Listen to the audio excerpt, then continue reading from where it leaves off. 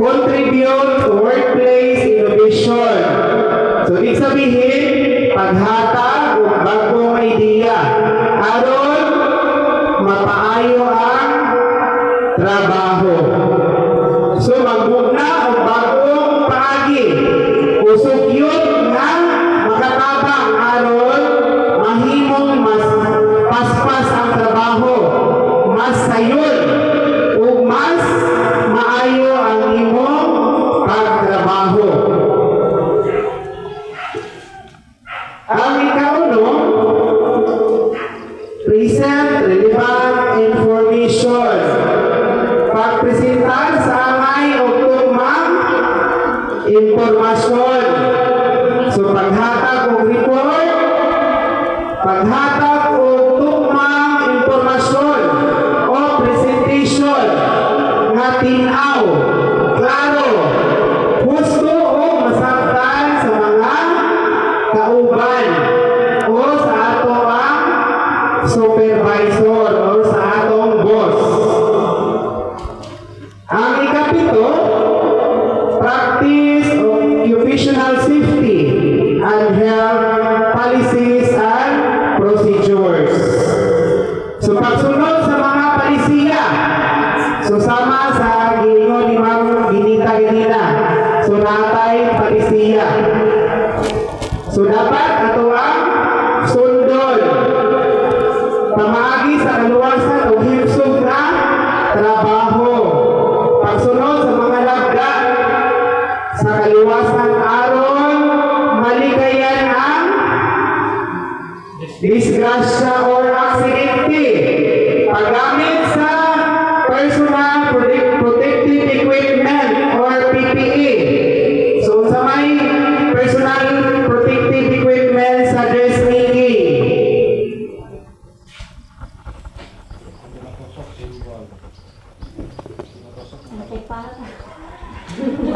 So, sa kanang mga pupok or mga pin, sunala siya butanganan para dili matagak-tagak diha sa salong.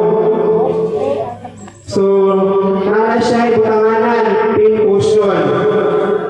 Pagatiman sa kaugalingon, no, natay responsibilidad matagusan nato.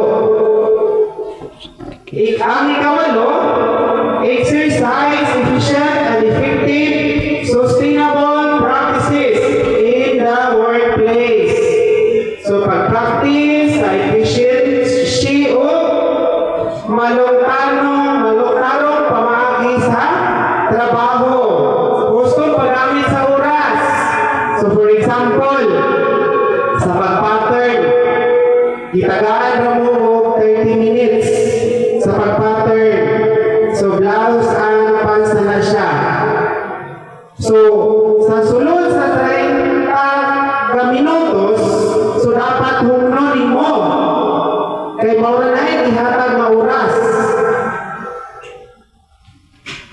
Tubig, kuryente, o mga materialis aron maligayan ang usik-usik o mapanalipdan ang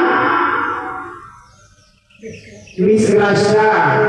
So, for example, di ba, kailangan natin magtipid sa tubig.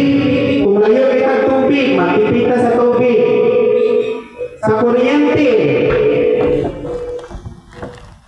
kaya para gamay na tang mabahiran, mahal kay kuryente ro, no? So, dili ta magusik-usik. Ang ikasiya, practice entrepreneurial skills in the workplace. So, pag-practice sa kahanas sa negosyo sa trabaho. So, magpakita o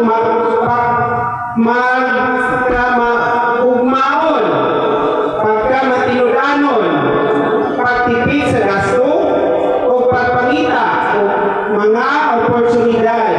Aron mapalambo ang trabaho, mahimong usa ka malampusong negosyante.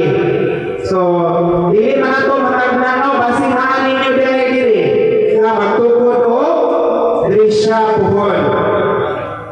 No, para mapalambo nato ang ato ang kaugalingon. So, mawala to ang 9 components of basic competency. So, nasabtan ba? Nasabtan? Basic. So, ang sunod, ang common competency. So, number 1, carry out measurement and calculations. So, meaning, pagkuha sa hustong sukod o paghimo sa mga calculations. So, basic lang calculations nili. Divide, plus, minus. So, manara na ang gamiton. So, makahibalo sa hustong mapasukod sa lawas, sa tela o uban pang materyales. Makakwinta o usap sa bikinahanglan. Nasukod aron, sakto ang pag-pattern. Kaya kung dili na sakto yung pag-pattern, dili na makaigo, dili magtahi na. Kaya kanay yung i-pattern, mga na i-balik dito sa tela. O na kung mali ang pag-pattern, so mali po ang pagtahi. Kaya dili man siya makaigo. Ang ikaduha, sit up and operate machines. So, kamugyoy o sit up sa machine o ma-operate. Paganda o paggamit sa makina. So, meaning, makahibalo sa hustong pag-sit up sa sewing machine, pag-aon sa tanol, pag-adjust sa makina,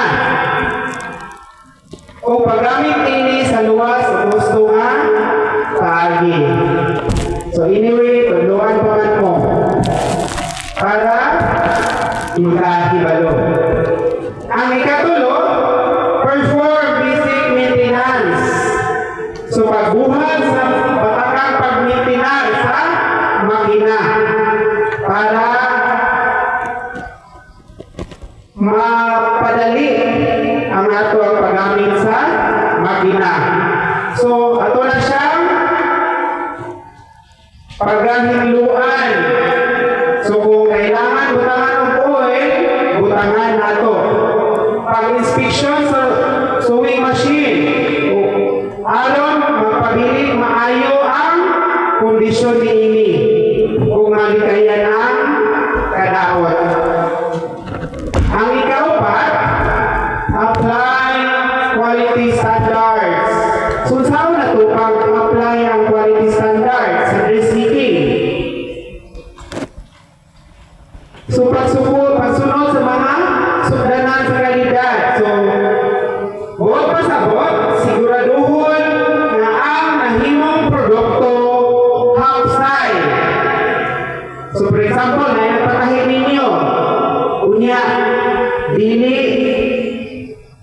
kayo nindot ang pagpatahi. So, balik pa ba ito ang pagpatahi ninyo?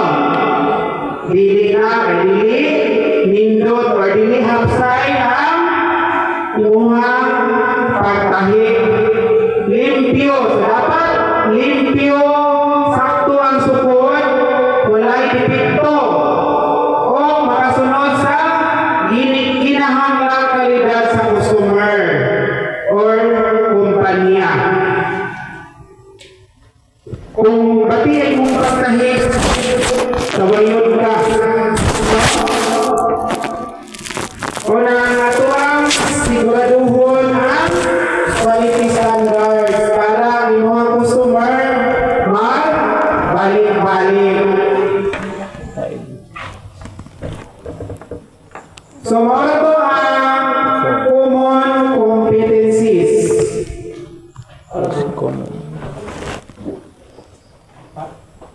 Upat na ka common competencies. Kinasabtan. Okay, thank you sa pagpaminaw. Ano? So, unsa na ito for fundamental of mathematics? Unsa to siya? Addition, subtraction, division, and multiplication. Kung ano siya for fundamental of mathematics. Ma'am, this meeting ko naman tao yan. Ano mag-hasgot mo tao mathematics? Ngano? Kay measurement man na ito Gamit. hihimuon. So, pila gani ka inches ang isa ka measure? Inches ang itong na pila ka inches? So, ang tape measure na siya 60 inches. Then sa likod, na may bitaw kayo na siya 150 pila. Usa na 150 centimeter. Ayun, pero atong gamiton is ang centimeter. Centimeter naman pinagko. So, inches dahil centimeter. Usa mas mama. Kanin dami ko. Ayun na nilagmay. So, inches atong gamiton. So, before sa 1 ends, naa siya mga palis-palis, no? Naa. Sumaman siya. So, kanang first line, mauna yung gitawa. So, sa zero ta. So, ato gamiton fraction. Fraction. For example, say fraction. Fraction ka to 1, 1.5, 8.5. Mara yung fraction. Kabalo man ko nga. Kabalo naman mo sa masundri, no? Naama na siya sa kunsukod, no? May mong sukod. Kaya hindi naman mahimo ang building kung wala iksa ang inyong sa pag sukod, no? Nahiwi, dili siya iksa. So, okay hapon. Pareha, measure. Okay. Before sa mga sa 1 is naman yung balis-balis, no? So, paon siguro nila ilang 15. Sige. Yeah, 25, 23. Sige. So, kanang first line sa ating measure, muna na maka 57 itanaw, parihan na sila. Gikan sa 1, panulong sa 60 inches, parihan na sila mga value, no? First line, maunang 1/8. So, kanang 1/8, kung magamit mo calculator, dili mo na siya 1/8 sa calculator, di ba? Point 125. Maunay 125. So, ang 1/8. Second line, maunang 1/4. Mama, sabi 1/4 ani? So, kanang ikaduhang bad list, maunay 1/4. Kanang 1/4, i-convert na to into decimal, 0.25. 0.25. Next na line. Ikatulo. So, manay 3/8. Then, i-convert na to na sa decimal, 0.375. Convert. Na may calculator yun ha. Namot-mot, naman siguro sa mamilita. O, di naman siguro 375. So, next